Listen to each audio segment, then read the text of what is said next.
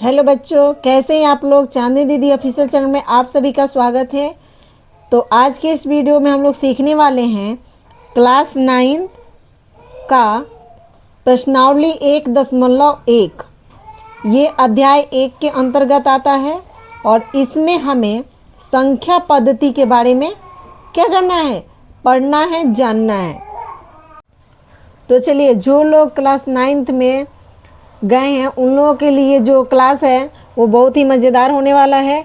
और आप लोग अगर अभी तक पढ़ाई स्टार्ट नहीं किए हैं तो आप लोग पढ़ाई करना स्टार्ट कर दीजिए, क्योंकि अगर आप अभी लेट कर देंगे तो उधर भी आपको लेट हो जाएगा और आप एग्ज़ाम में अच्छा नंबर नहीं ला पाएंगे। तो चलिए, आज हम आप लोगों को बताते हैं संख्या पद्धति यानी क्लास 9 का प्रश्नावली 1.1 के बारे में। तो चलिए, आप देखिए, संख्या पद्धति के बारे में जानना है हमें इस प्रश्नावली में, और हमें संख्या के बारे में ही नहीं पता है। तो जब संख्या के बारे में ही नहीं पता आप लोगों को, तो फिर संख्या पद्धति यानी आप प्रश्नावली कैसे कंप्लीट कर पाओगे। तो कुछ बच्चों को तो पता होगा लेकिन कुछ बच्चों को नहीं पता होगा। तो चलिए, जिनको पता नहीं है उनके लिए और जिनको पता है उनके रिवीजन के लिए आज का ये क्लास है, ठीक है। तो चलिए हम जान लेते हैं सबसे पहले संख्या के बारे में। तो यहाँ पे देखिए, ये मान लीजिए हमारा संख्या है, ये संख्या है। अब सबसे पहले जानेंगे कि ये संख्या जो होता है वो कितने प्रकार का होता है। आप लोगों को पता है संख्या कितने प्रकार का होता है? बहुत सारे बच्चे को नहीं पता होगा, लेकिन जिनको पता होगा वो लोग तो बता ही देंगे। तो जिन लोगों को पता होगा वो लोग कमेंट बॉक्स में कमेंट कर दीजिए फटाक से कि संख्या कितने प्रकार के होते हैं। तो हम आपको बता देते हैं कि संख्या 2 प्रकार का होता है। कितने प्रकार का? 2 प्रकार का। पहला वास्तविक संख्या और दूसरा काल्पनिक संख्या। काल्पनिक संख्या, जैसे मान लीजिए कि ये जो संख्या है इनके 2 बेटे, ठीक है, एक वास्तविक संख्या और दूसरे काल्पनिक संख्या। अब जान लेते हैं कि ये जो काल्पनिक संख्या वास्तविक संख्या है ये कितने प्रकार के होते हैं। तो ये जो वास्तविक संख्या है ये 2 प्रकार के होते हैं, मूल रूप से 2 प्रकार के होते हैं, ठीक है। पहला परिमेय संख्या, परिमेय संख्या, दूसरा अपरिमेय संख्या। अपरिमेय संख्या।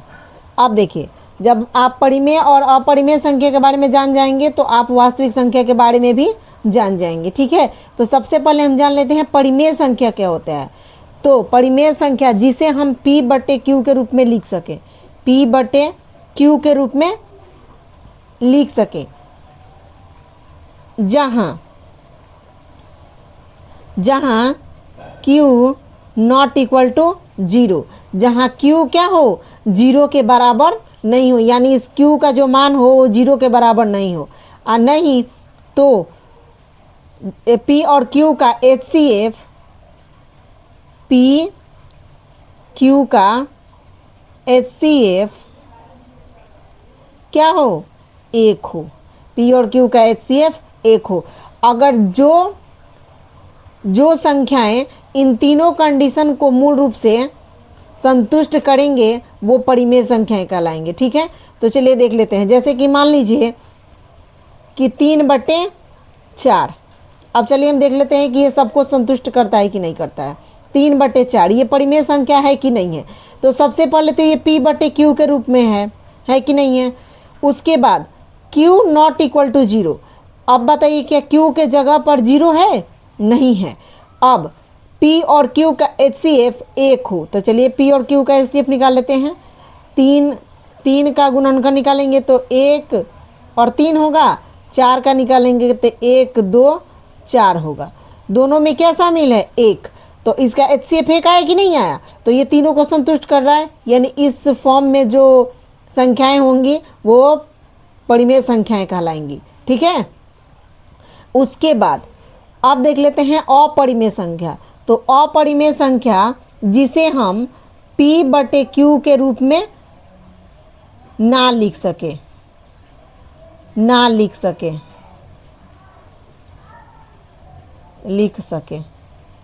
जिसे हम p/q के रूप में नहीं लिख सकें। ठीक है, तो उसे हम क्या कहते हैं, अपरिमेय संख्या है। जैसे मान लीजिए कि 6/0, अब ये देखिए यहाँ पे ये p/q के रूप में तो दिख रहा है, ठीक है, लेकिन इसका जो q का मान है वो 0 है, q का मान 0 है। तो क्या ये अपरिमेय संख्या, ये अपरिमेय संख्या होगा कि नहीं होगा?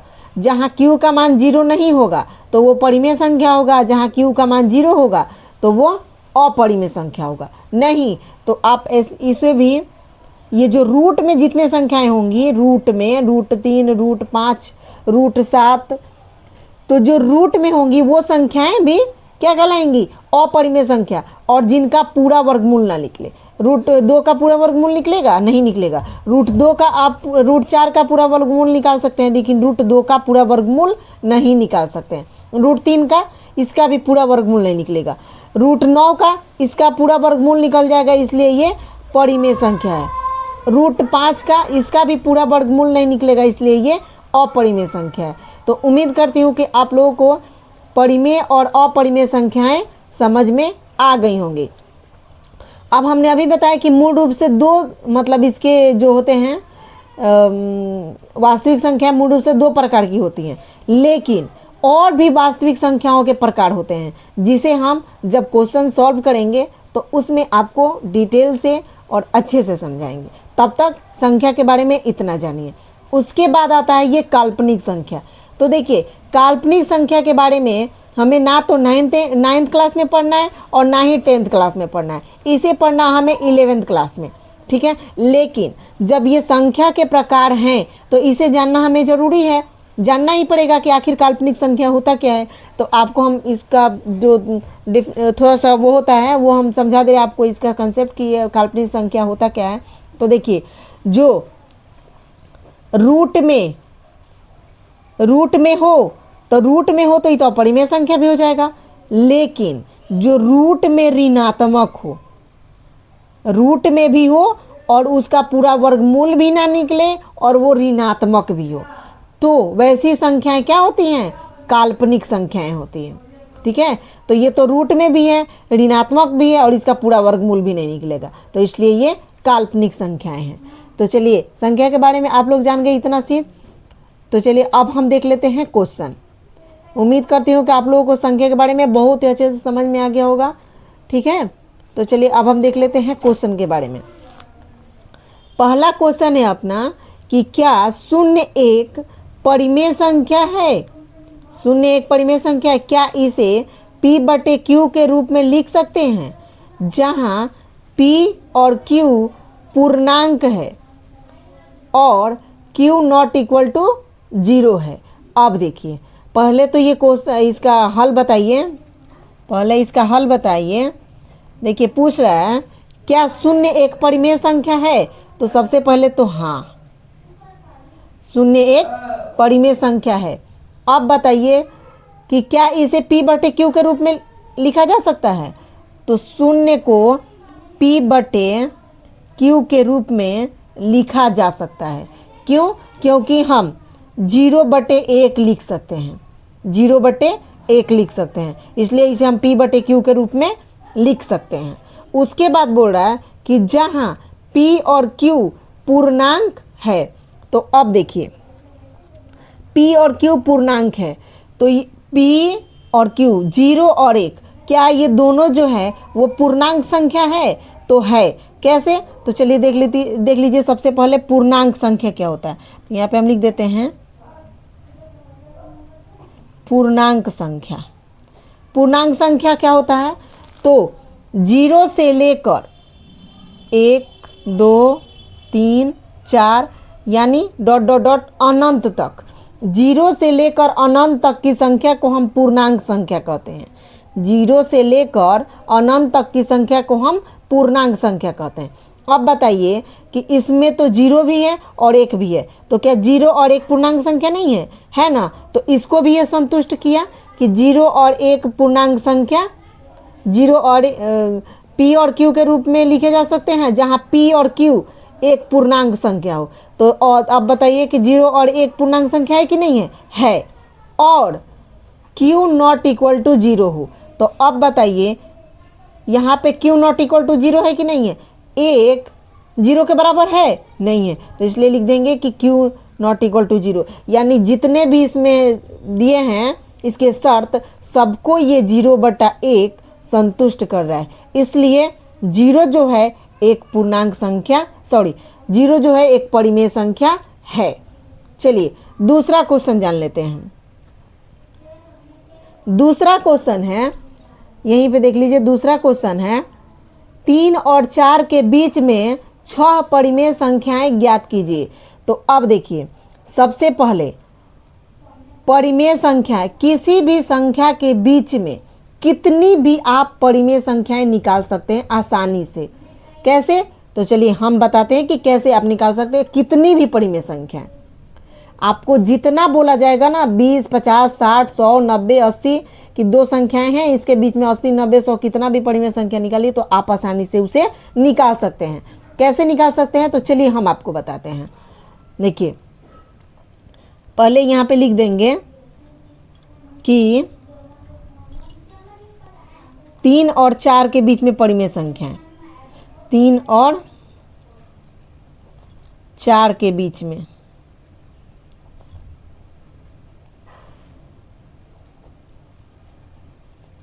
परिमेय संख्याएं, परिमेय संख्या। ठीक है, तो देखिए इसे निकालने के लिए हम सबसे पहले क्या करना पड़ेगा, कितनी परिमेय संख्याएं निकालनी है? 6। कितनी? 6 परिमेय संख्याएं निकालनी है। तो हम यहाँ पे लिख देंगे 6 + 1 बराबर क्या हो जाएगा? 7। अब ये बताइए कि यहीं पे अगर दिया होता कि 7 परिमेय संख्याएं निकालिए, तो आप क्या करते? यहाँ पे लिखते 7 + 1 8 हो जाता। अगर यहाँ पे बोलता 9 परिमेय संख्या है, तो आप यहाँ पे लिखते 9 + 1, ये 10 हो जाता। ठीक है, अगर बोलता 11 परिमेय संख्या है तो 11 + 1 ये 12 हो जाता। आया समझ में? तो ये 6 परिमेय संख्या निकालनी है, तो हम लिखेंगे 6 + 1 यानी 7। अब क्या करेंगे? अब करना है हमें कि ये जो 7 है ना, तो 7/7 से ये दोनों में गुना कर देना है। 3 × 7/7, देखिएगा अच्छे से समझिएगा, 3 में 7/7 से गुना कर दीजिए। ठीक है, और है, और ये 4 है, 4 में भी 7/7 से गुना कर दीजिए। जो जोड़ के आएगा उससे ऊपर नीचे जो जिस संख्या का परिमेय संख्या निकालना होगा उसमें गुना कर देंगे। चलिए गुना करके दिखा देते हैं आप लोगों को। 7 × 21, 21 बटा क्या हो जाएगा? 7। और है तो और 7 चौक 28 बटा क्या? 7। अब हमें निकालना है 6 परिमेय संख्याएं, तो यहाँ पे लिख देंगे 6 परिमेय संख्याएं। चलिए अब 21/7 के बाद एक कदम आगे बढ़ेंगे तो आएगा 22/7, कॉमा लगाइए। 22/7 के बाद 23/7, 23/7 के बाद 24/7, 24/7 के बाद 25/7, 25/7 के बाद 26/7 और 26/7 के बाद 27/7।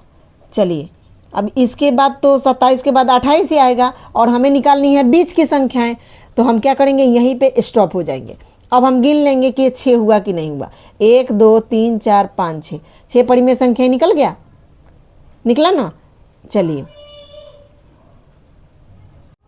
चलिए अब हम देख लेते हैं क्वेश्चन नंबर 3। तो क्वेश्चन नंबर 3 क्या है देख लीजिए। 3/5 और 4/5 के बीच 5 परिमेय संख्याएं ज्ञात कीजिए। कितनी परिमेय संख्या निकालनी है? 5। तो चलिए निकाल लेते हैं क्वेश्चन नंबर 3। क्वेश्चन नंबर 3 बोल रहा है 3/5 और 4/5 के बीच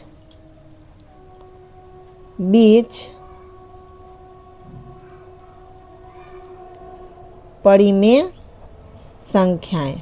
ठीक है, चलिए अब कितनी परिमेय संख्याएं? 5। तो यहाँ पे लिख देंगे हल। 5 परिमेय संख्या निकालनी है तो हम यहाँ पे लिख देंगे 5 + 1 यानी क्या? 6। 5 + 1 यानी 6। अगर 6 परिमेय संख्या निकालना होता तो 6 + 1 यानी 7। अब क्या करेंगे?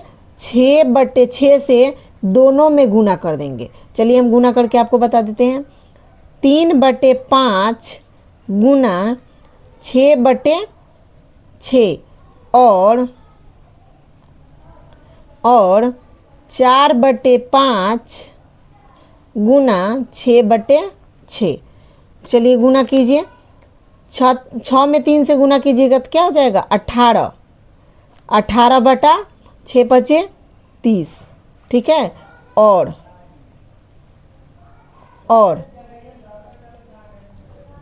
6 में 4 से गुना कीजिएगा तो क्या होगा? 24/6 × 30।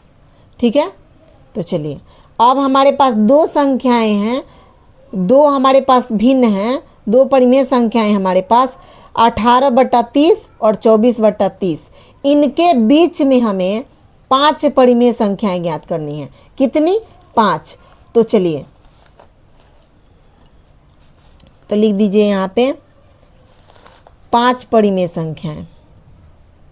पहले यहाँ पे लिख दीजिए 18/30 और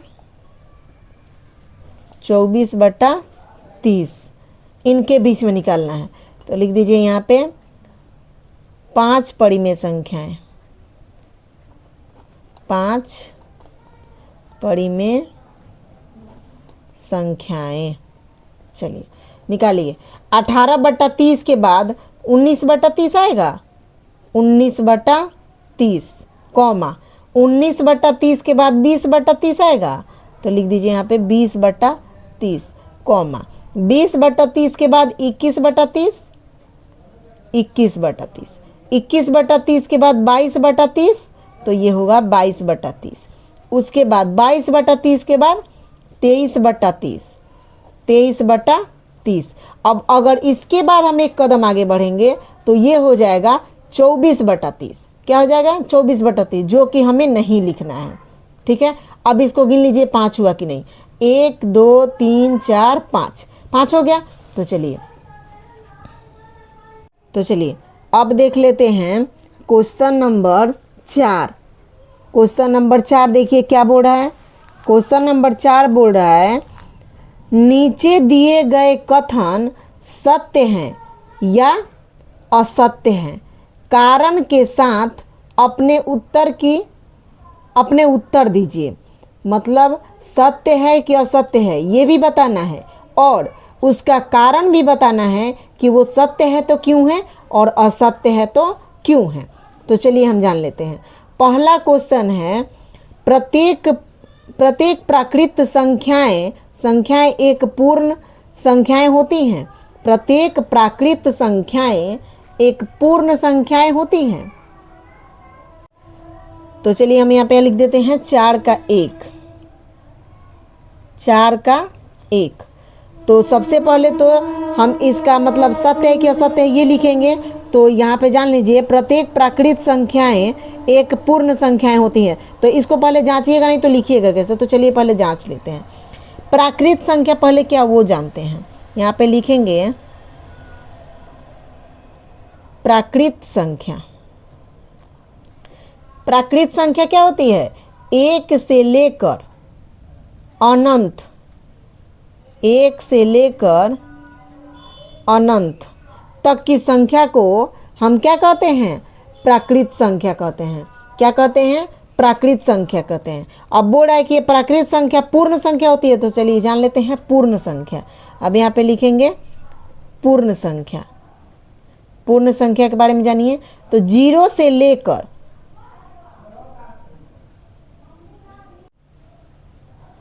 0 से लेकर 1 2 3 4 5 यानी अनंत तक की संख्या को हम क्या कहते हैं?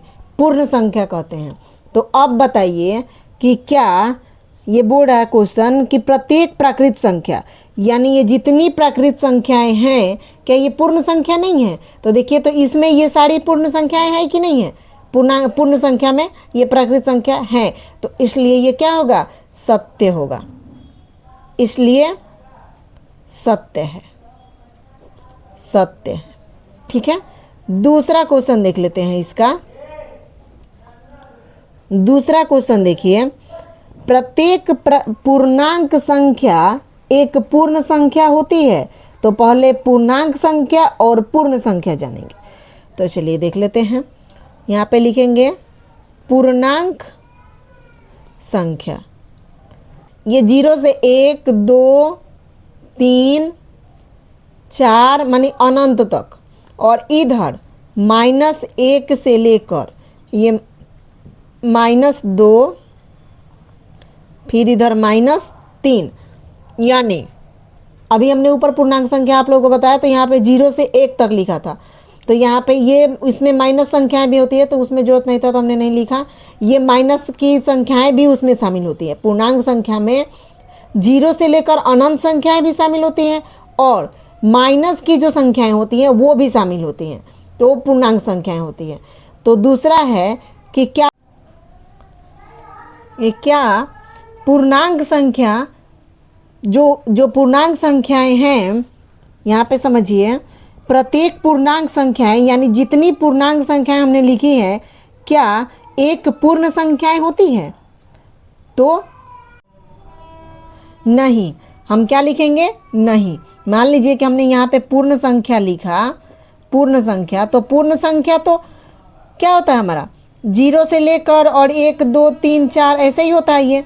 ठीक है, तो ये जो है जितनी इसमें है, क्या इसमें तो है, लेकिन ये जितनी पूर्णांक संख्याएं क्या पूर्ण संख्याएं हैं? नहीं है। मतलब इसमें ऋणात्मक संख्याएं भी है, तो इसमें तो ऋणात्मक संख्याएं नहीं है, तो इसलिए प्रत्येक पूर्णांक संख्या एक पूर्ण संख्या नहीं होती है। तो लिखेंगे यहाँ पे असत्य है, असत्य है। ठीक है, तीसरा क्वेश्चन है प्रत्येक परिमेय संख्या एक पूर्ण संख्या होती है। तीसरा है प्रत्येक परिमेय संख्या एक पूर्ण संख्या होती है। तो चलिए यहाँ पे देख लेते हैं प्रत्येक परिमेय संख्या।